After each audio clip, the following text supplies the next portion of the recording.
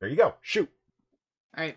My pitch is written by Amy Chu, pencils by Clay Mann, inks by Seth Mann, colors by Ulysses Areola. Looks like Areola. Cover by Clay Mann and Laura Martin.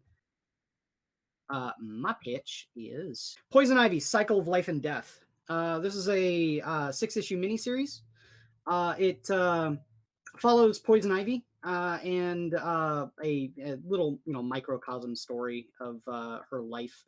Batman is like not really in the scene. He shows up like once just to ensure that she's kind of on the straight and narrow. This is her trying to start a career as a botanist in Gotham, and like brings a rare plant back and does a whole bunch of research into, namely, the thing that she wants to do is she gets the call of the ovaries. She wants to procreate, but she wants to procreate in her Poison Ivy sort of way, which includes a bunch of gene splicing with plants. Oh, I thought you were going to say with pollen. Well, no, with plants. Okay. And there's a whole bunch of shenanigans here with Harley at the beginning, but the story is mainly about this. And there's also a B plot about a whole bunch of murder taking place that Poison Ivy is not actually responsible for.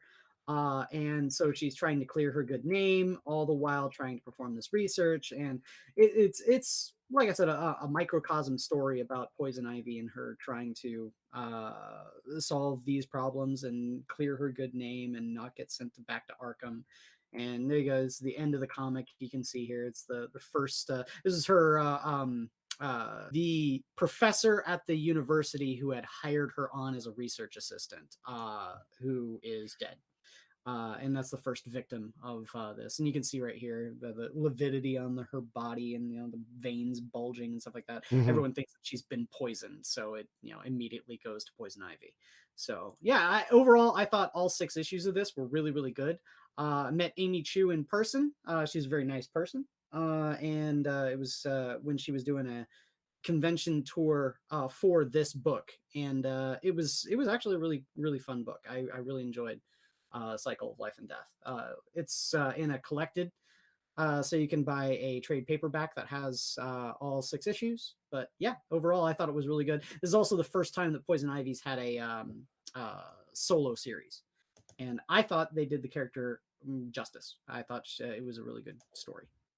It's interesting art. It almost it looks like photorealistic almost. It like traced. I don't really know how to make sense of what I'm seeing there. That's interesting. It's a really eye-catching art, though. Cool. Yeah, the art was really, really good. The Clay Mann did an amazing job with the artistry in it. I have to admit, it was pretty good. So, Jack, would you like to go or shall I? I don't care. All right, I can go. All right then. Let me just. There you are, sir. All righty. I'm pitching Zorro Sacrilege.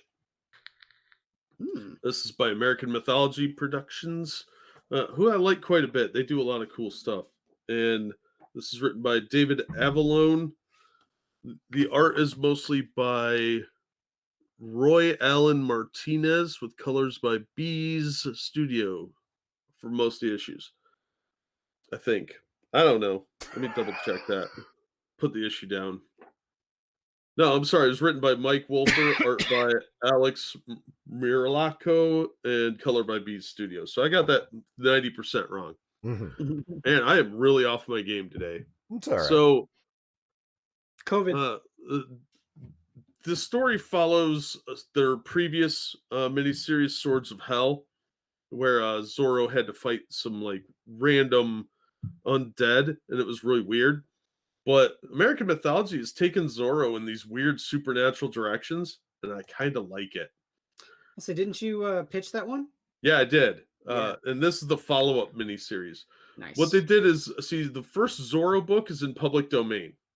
And at the end of that book, he revealed his identity to the entire town. And they build on that. Like, he's using them as a network now. So he still has his Zorro persona, but the whole town knows who he is. So only outsiders know, like highwaymen don't know who he is. So he poses as a brigand most of the time. It's kind of interesting. And in this one, he's gone to a friend in like settlement that's supposed to be converting the locals, but something weird's going on, and some supernatural stuff starts breaking out in the form of Walking Dead. And I really like this cover. I think that's really cool. Yeah, it looks pretty cool. The interior art is pretty rough. I'm not gonna lie. I do like this cover too, because it's got the zombie parts in the Z. Okay, little demons.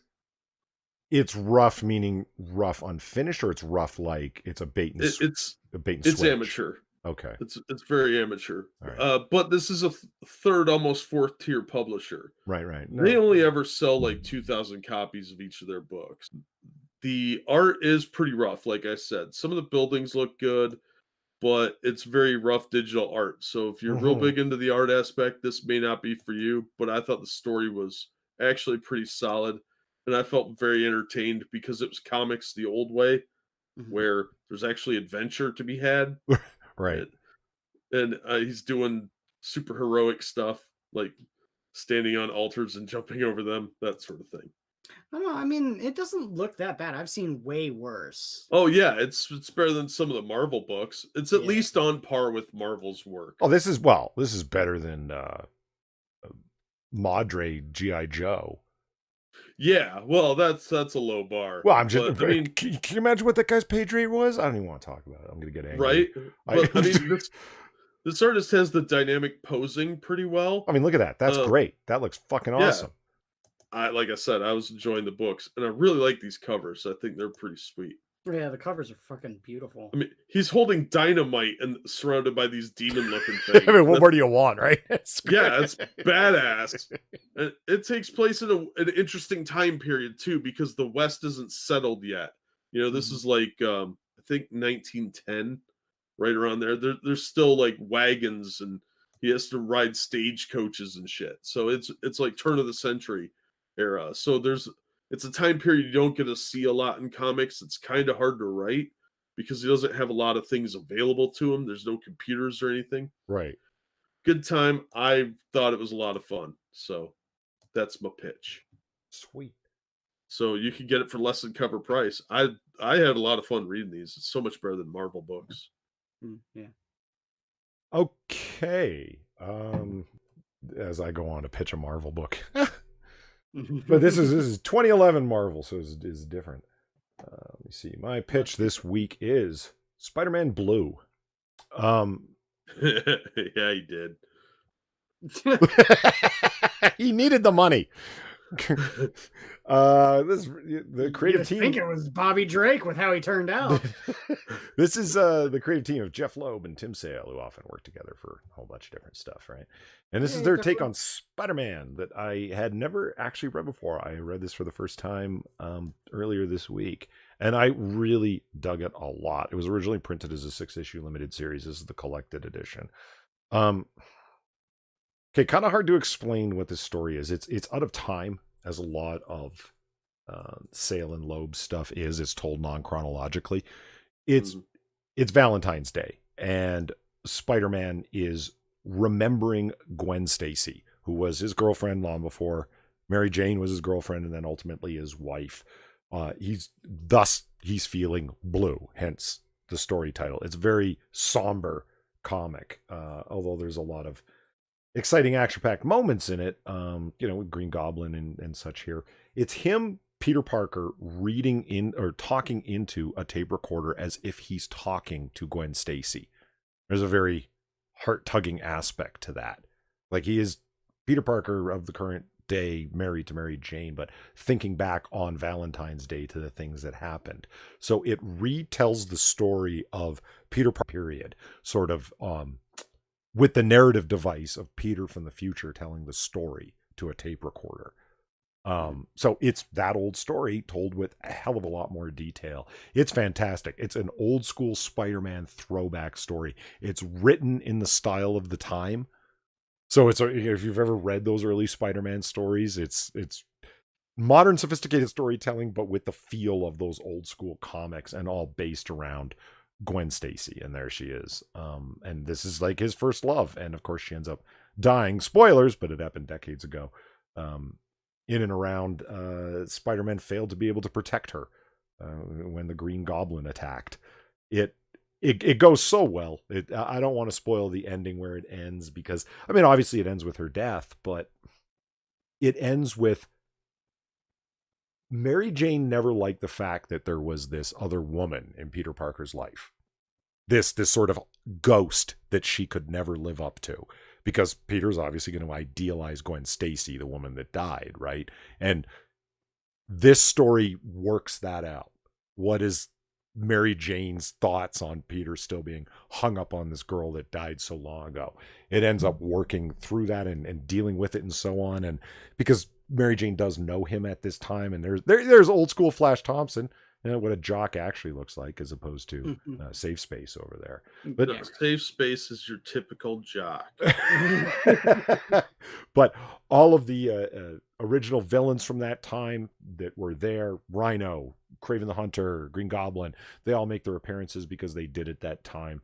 I really dig the art style. It's straightforward. It's classic Loeb and Sale storytelling. I highly recommend it. It's a great read. By all means, check it out. It's a fun read, but a heart-tugging one at the same time. You know, writers that are able to make you feel things. Weird, I know, but it's possible. I don't like that. First I gotta say is that the art looks a lot like Long Halloween. Oh, of course. That's a good thing. Yeah, same creative team, right? Yeah, no, yep. Absolutely. I mean, that's things like seeing something like that, which is a good pitch. I kind of want to read this book now, Polly. I really, really want to read it now. Yeah, I never read that one. I didn't think it looked that good. They did a number of issues along this way. We know your prejudice against Jeff Loeb and Tim Sale. Tried to steal Captain America. Fuck it. It was odd. They did a number of, like, Loeb and Sale did a number of issues for Marvel like that, because once Long Halloween had come out, and it was as successful as it was, in their look and their style, right? Like, struck a chord and sold very well. So it's like Marvel hires them, and they did this because they're weird like that. They want to go with a theme. And I mean weird in like a good way, like interesting, different. I was just saying, when they went over to Marvel, they did it with colors. So it's Spider-Man blue, Daredevil yellow, because that's the original color of his costume, Lane, and it's fucking great. It's totally worth a read. Well, it's a good thing they didn't do that years later, because Captain America white with Sam Wilson probably would have been racist. Well, I trolled some people on Discord with that kind of joke. I took the cover of Captain America white, and I'm like, here's Marvel's new response after firing Ta-Nehisi Coates. Yeah. Captain America Snow Beast.